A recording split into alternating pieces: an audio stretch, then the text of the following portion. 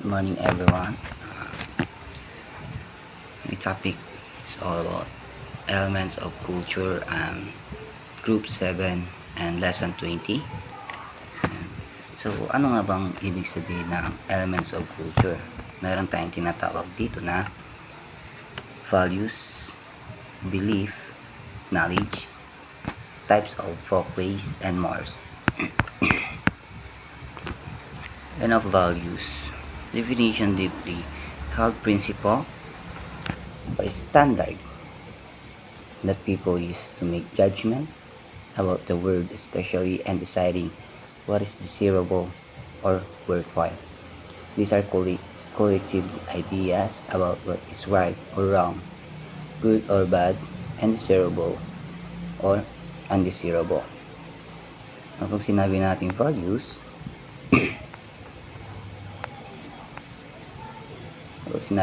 values, ito yung mga asal o nakasanayan na mayroon ito. Values means knowing right is wrong. Ito yung mga asal na tinuturo sa atin or natututunan natin kung saan ay ipapakita kung sino tayo or anong klase tayong tao. Ito yung mga ito yung mga bagay na nakasanayan na natin. And now function, this provides criteria by which people evaluate other people, objects, or events. This defines what is desirable or morally correct and influence people's behavior and serve of criteria for evaluating the action of others.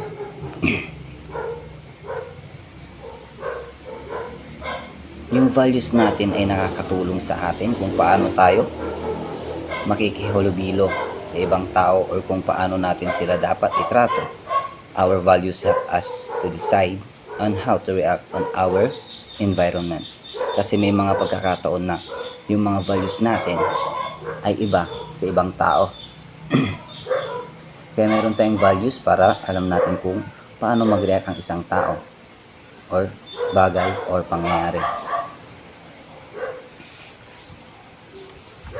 For example, family orientation or close family ties and family centeredness. Halimbawa sa ating mga Pilipino, isa sa ating mga values ay pagbibigay ng important sa ating mga family. Sa lahat ng oras, lalo na sa mga occasion, tulad ng Pasko, diba, hindi na mawawala yun sa atin. At bagong taon kung saan nakaugalian na natin o nakasanayang magkakasama ang pamilya. Isa sa mga kaugalian o nakasanayan na nating mga Pilipino, yung tinatawag nating close family ties, kung saan minsan kahit may mga pamilya na yung mga anak ng magulang is nandoon pa rin tayo sa isang bubong para makasama natin ang magulang natin at ang mga kapatid natin. And the second slide is belief. Dito na tayo sa belief.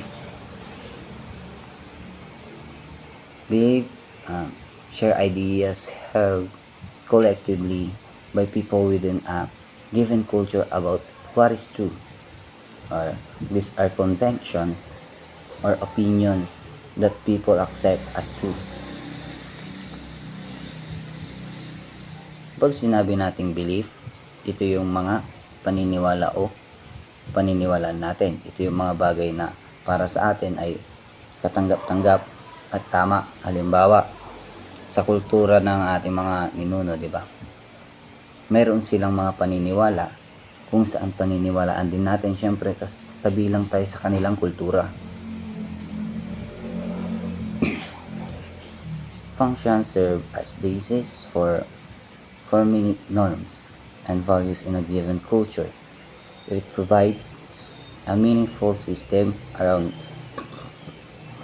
which culture is organized, encourage people to understand fundamental issues in the world, Bakit tayo may mga paniniwala?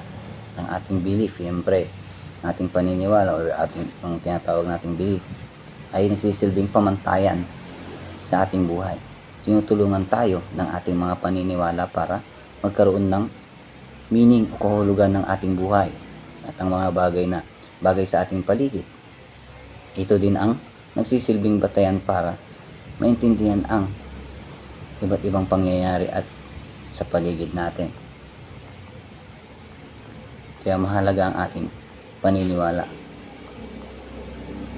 For example, belief in the existence of God. Ito naman, di ba?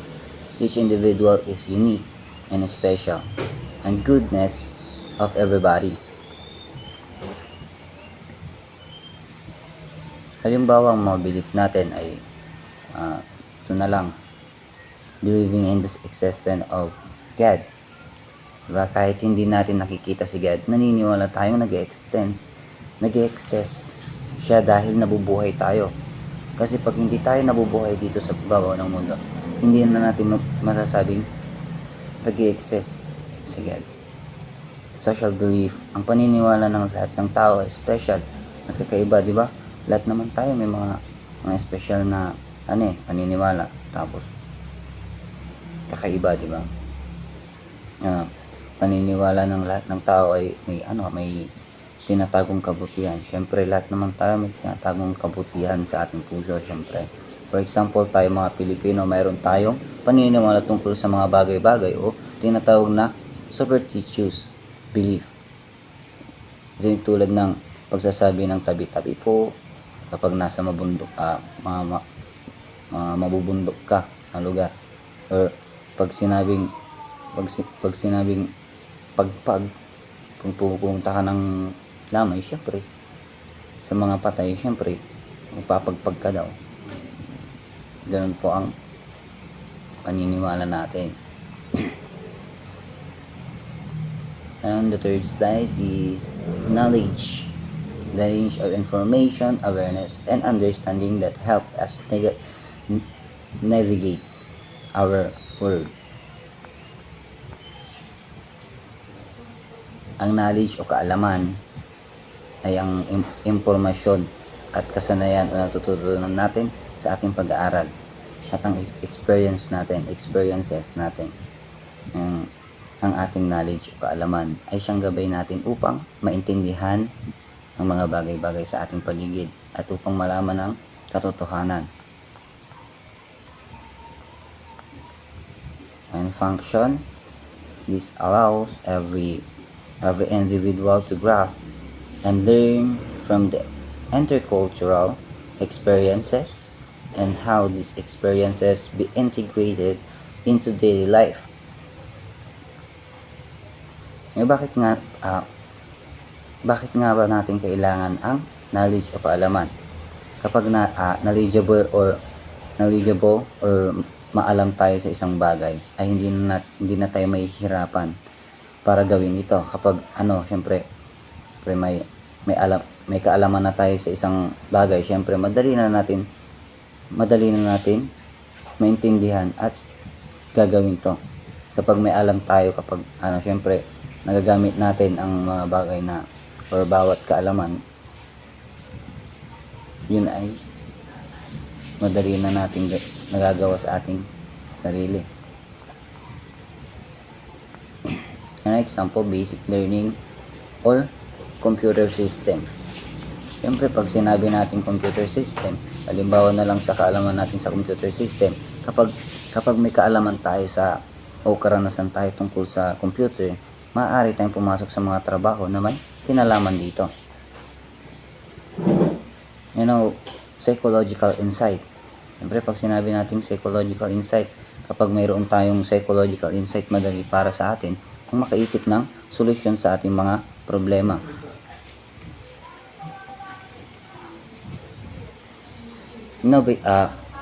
Basic or knowledge, karunungan sa pagbibilang o pagbabasa or pag-identify ng shapes ng mga bagay-bagay. And the last slide is norms and types of folkways and mores. mores. Norms is set of established rules of behavior or conduct, a culture, expectation for appropriate behavior.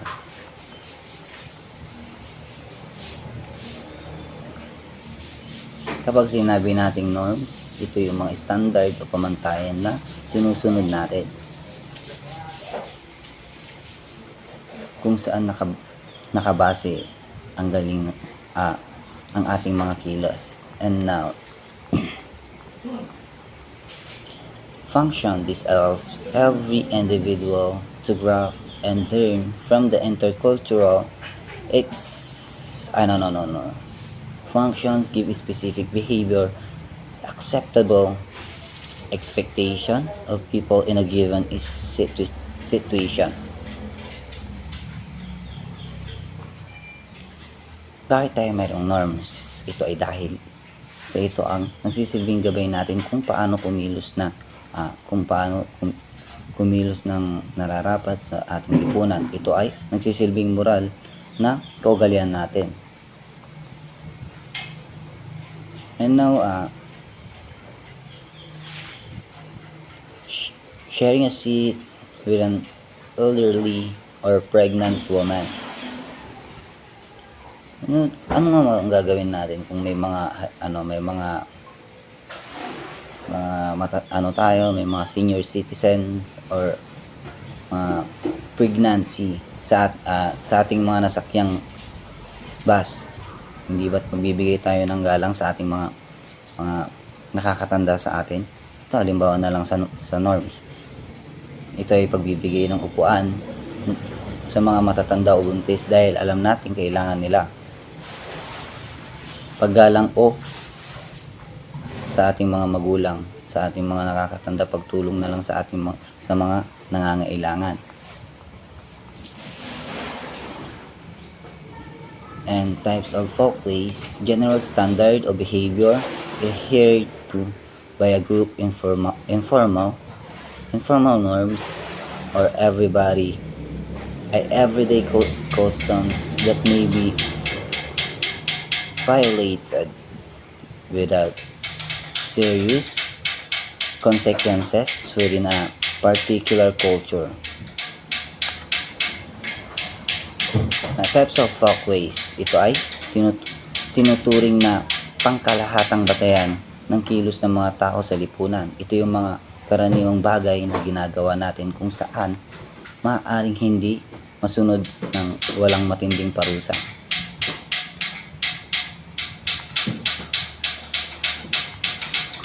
And functions provide rules for conduct but are not considered to be very important to survival of the society. Siyempre ang folkways ay nagsisilbing batayan para sa ating mga kilos o galaw. An example, behaving in a crowd MRT.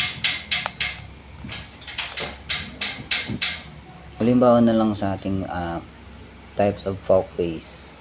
Example, halimbawa na ang pagsusot ng tamang damit pag nagsisimba ka, di ba? Imbis na mag-dress ka or mag-polo ka, pero ang suit mo pang swimming or damit na pang basketball. Yun. Ito yung sinatawag nating walang parusa. Walang parusa pero hindi katanggap-tanggap sa ating mga ginawa.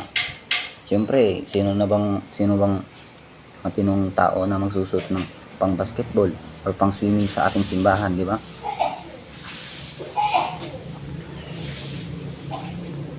And natungo tayo sa more strict norms that control moral and ethical behavior. Ethical behavior, strict norms or mga moral na pag-uugali kung saan kapag hindi nagawa ng tama ay mayroong karapatang parusa. and functions considered to be highly essential to